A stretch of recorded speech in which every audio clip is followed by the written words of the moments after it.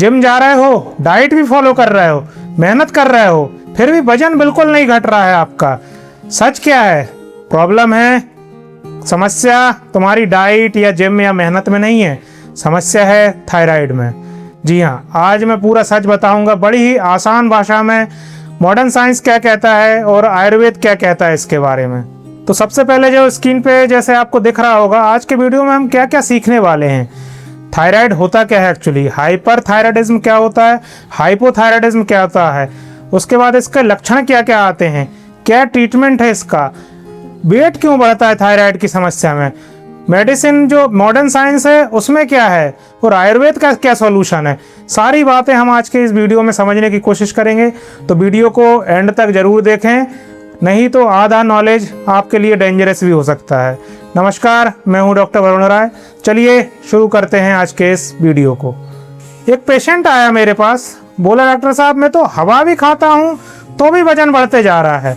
मैंने उसको हंस के जवाब दिया, भाई समस्या तेरे खाने में नहीं है ना हवा में है, समस्या का नाम है थायराइड।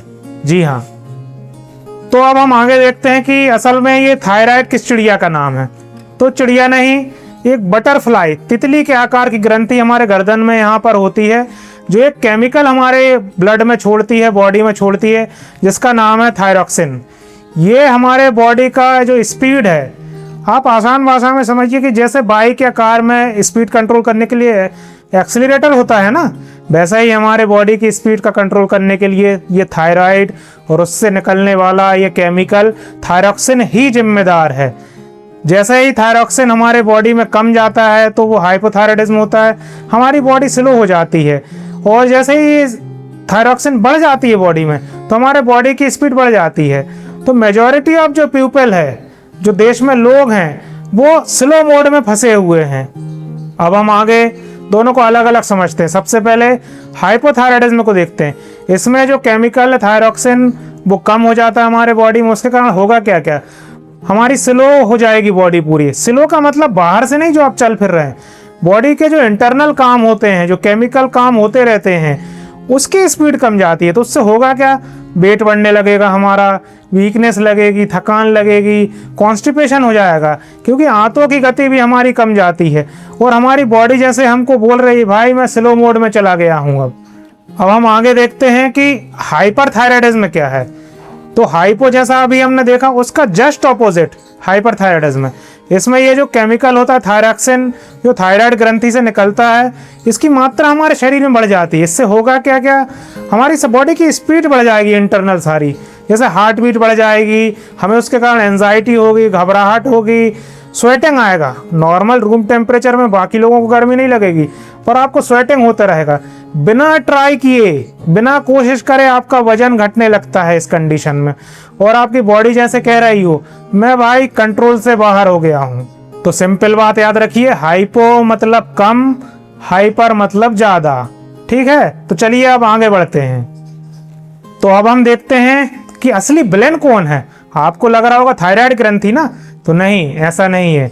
असली विलेन है आपकी लाइफ स्टाइल, जंक फूड, नींद न लेना, स्क्रीन एडिक्शन, ये सारी समस्याएं असली विलेन है। तो लाइफ स्टाइल ही असली प्रॉब्लम है, थायराइड ग्रंथि तो सिर्फ अलार्म है। तो अब हम देखते हैं कि आगे हाइपोथायराइडिज्म का मोटापे से क्या कनेक्शन है।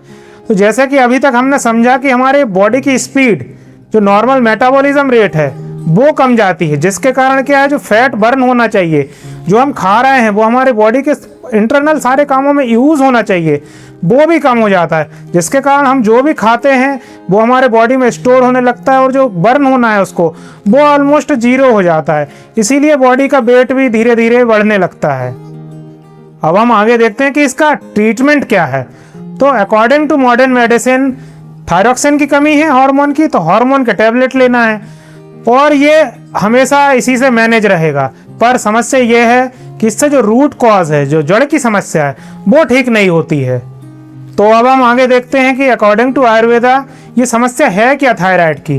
तो आयुर्वेद के अनुसार जो हमारे बॉडी में अग्नि होती है, जो मेटाबॉलिज्म रेट को कंट्रोल करता है, उसका इम्बैलेंस हो जाता है और जो कफ वाला हिस्सा है वो बढ़ जाता है, जिसके कारण हमारा वेट बढ़ने लगता है। तो इसका मैनेजमेंट क्या है आयुर्वेद में? तो जैसा कि आपको स्क्रीन पर दिख रहा होगा, आप सुबह खाली पेट गर्म पानी और जीरा ले सकते हैं, अश्वगंधा यूज कर सकते हैं, अच्छी लाइफ स्टाइल फॉलो करें, सुबह मॉर्निंग वॉक पे जाएं। मॉर्निंग वॉक करना मेडिसिन के बराबर ही है। जंक फूड को अवॉइड करें।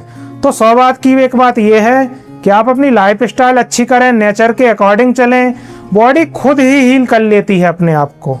अब है ना, आप सच सुनो, थायराइड की जो समस्या है वो लाइफ टाइम मैनेजमेंट करने के लिए है। आप सोचो कि चुटकी बजाओ और थायराइड की समस्या ठीक हो जाए, तो ये नहीं होने वाला है।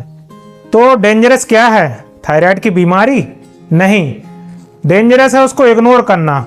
अधिकतर लोग थायराइड की समस्या को इग्नोर कर देते हैं, समझते नहीं हैं, समय पर अपनी लाइफ स्टाइल अच्छी नहीं करते हैं, मेडिसिन नहीं लेते हैं, डॉक्टर को नहीं दिखाते हैं। तो इसके आगे क्या क्या कॉम्प्लिकेशन हो सकते हैं? मोटापा बढ़ सकता है बहुत ज़्यादा, शुगर की बीमारी हो सकती है, हार्ट की बीमारी भी हो सकती है।